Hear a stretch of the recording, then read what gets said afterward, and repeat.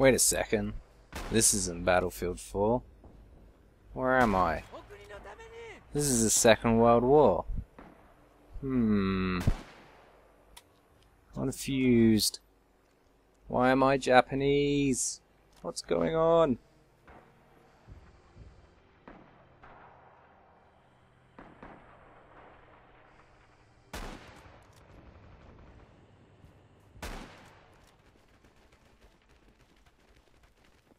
Yeah, basically I needed a break from Battlefield 4, and I went back to play one of my favourite other shooters from some time ago now, and that's Rising Storm. This has one of the best gunplays in a first-person shooter, I think. The guns feel so satisfying to shoot. The rifles, you have to have such precision aim with them to hit someone, and when you do, seeing that ragdoll effect of the body falling just is so satisfying. It's absolutely brilliant experience. And if you haven't played it yet, you definitely should pick it up. It's a much more slow-paced shooter than, say, something like Battlefield or Call of Duty, but it's a really rewarding shooter to be part of. It's very slow-paced and more thoughtful than, say, your average arcade shooter. But once you get the hang of it and your team starts to work together well, it's absolutely brilliant. It's great fun to play. Smoke and artillery is absolutely key in this game. You gotta be throwing smoke in the places where it's gonna most help your team. Just chucking it into any old place, like into a building or anything where it's really not gonna help you. It's not gonna push your team forward. You need that smoke to push on up into these capture points that you're only gonna take over if you've got more players in that place than the enemy team.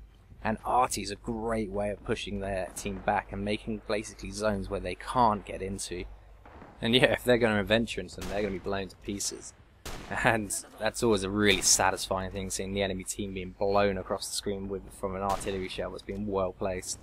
And also, you have to remember that only your commander can call in the arty, and only your squad leaders can spot for the arty. So there's only two people that can actually orchestrate where these arty hits are actually going to go. So you need to really communicate with your commanders.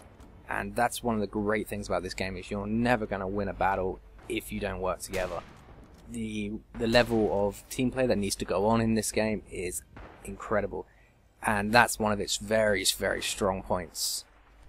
So what do the countries provide weapon-wise? Well, the Japanese have a lower technology level than the Americans. They offer rifle classes, machine gun classes, and mortar class, which is a handheld mortar that is absolutely amazing to play if you can start hitting them on target.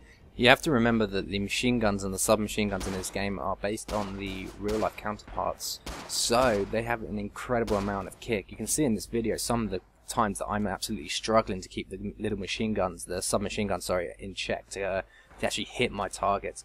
But that's all part of the fun. That's all part of the historical accuracy that comes with this game.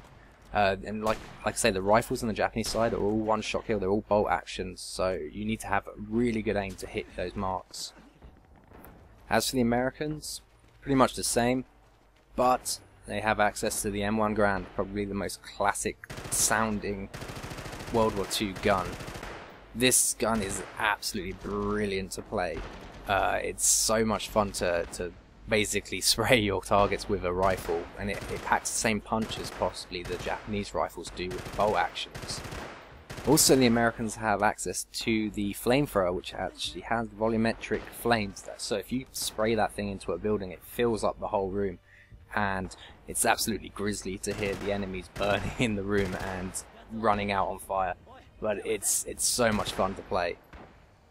So that's really just a quick overview of Rising Storm. You should definitely pick it up, and it's quite cheap on Steam. I mean, for the UK, I think it's only about $7.99, and you could probably pick it up in a sale for dirt cheap. I mean, I was actually a community tester for this game, for Tripware, and I had so much fun working with those guys. It's an absolutely amazing game. You should definitely pick it up and jump in. It definitely needs to have more people playing it.